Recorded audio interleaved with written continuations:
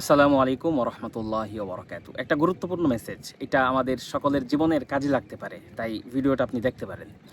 আমরা কারো প্রতি কৃতজ্ঞতা প্রকাশ করার জন্য অনেক সময় বলি থ্যাংক ইউ বা বাংলায় ধন্যবাদ অথবা শুক্রিয়া ইত্যাদি বেশ কিছু কথাবার্তা বলি। তো এই কথাবার্তাগুলো শুধুমাত্র আপনি যে তার প্রতি খুশি বা কৃতজ্ঞতা প্রকাশ করছেন এই বিষয়টাই বোঝায়।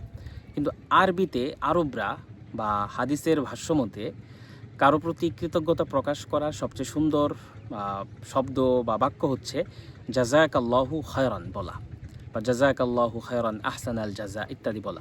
এটার আসলে কি উদ্দেশ্য? এটার উদ্দেশ্য হচ্ছে যে আমি তো আপনার প্রতি কৃতজ্ঞই এবং আপনি আমার উপকার করেছেন, ভালো করেছেন, এটার জন্য আমি খুশি।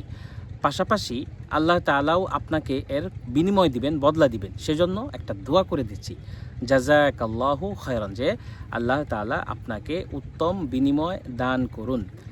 তো এই জিনিসটা কিন্তু শুধুমাত্র থ্যাংক ইউ বা ধন্যবাদ বা শুকরিয়া বলার দ্বারা হচ্ছে না। তাই পরবর্তীতে আমরা যদি কারো প্রতি কৃতজ্ঞতা প্রকাশ করতে চাই এবং তার আসলেই ভালো চাই, ধন্যবাদ, থ্যাংক ইউ ইত্যাদির পরিবর্তে আমরা জাযাকাল্লাহু খায়রান এই কথাটাও বলতে পারি। এতে করে আরেকজনের জন্য একটা সুন্দর দোয়া করাও হয়ে গেল।